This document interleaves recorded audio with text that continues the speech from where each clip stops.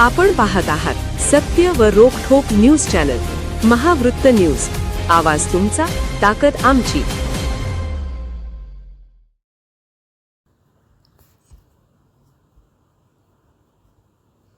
श्री एकमुखी दत्त देवस्थानच्या वतीनं 27 ऑगस्ट रोजी कावड यात्रेचे आयोजन। छत्रपती शाहू महाराजांच्या राजाश्रय असलेल्या परंपरेचा पुनश्च प्रारंभ। कोल्हापूरच्या शतकानुशतकांच्या आध्यात्मिक परंपरेला पुन्हा एकदा उजाळा मिळणार आहे। मंगळवार पेठेतील श्री एकमुखी दत्त देवस्थानच्या वतीनं गेल्या 27 ऑगस्ट रोजी भव्य कावड यात्रेचे आयोजन करण्यात आले आहे। जुन्या आध्यात्मिक परंपरेचा हा पुनःप्रारंभ असणार आहे। या यात्रेची माहिती प्रमुख संयोजक संतोष गिरी गोसावी महाराज आणि पारस ओसवाल यांनी दिली आहे। यावेळी किशोर घाटगे, महेश पाटील, माऊली, संतोष गिरी गोसावी उपस्थित होते। करवीर नगरीची ही कावड आणि जलाभिषेक परंपरा अत्यंत प्राचीन आहे।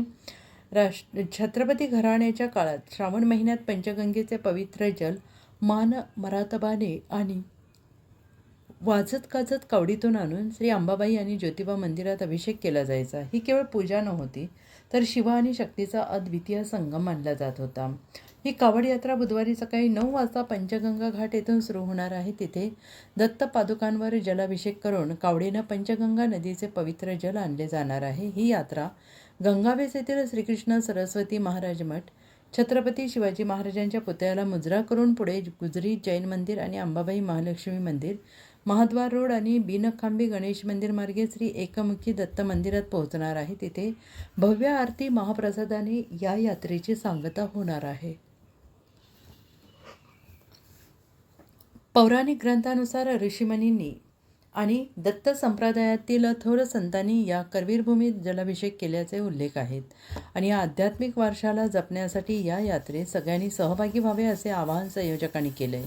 या यात्रेत सहभागी होणाऱ्या युवकांसाठी टी-शर्टची व्यवस्था करण्यात आलेली आहे। त्यासाठी मिरजकर तिकटी येथील एकमुखी दत्त मंदिरात नाव नोंदणी सुरू आहे। यात्रेच्या यशस्वीतेसाठी अरुण गवळी, मिलिंद कुलकर्णी, राजेंद्र मकोटे, सागर ठाणेकर यांच्यासह 100हून अधिक कार्यकर्ते सक्रिय आहेत।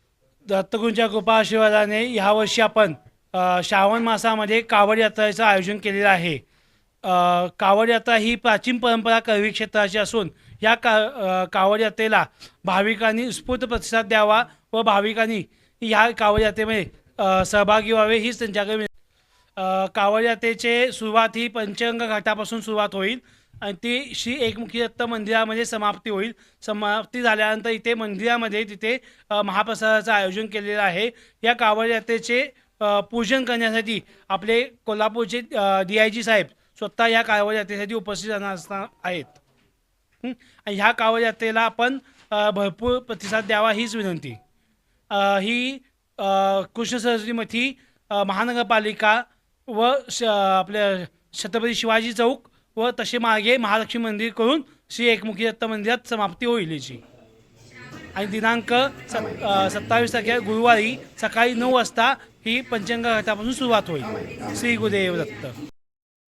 महावृत्त न्यूज चॅनलला लाईक करा, शेअर करा आणि सबस्क्राईब करा।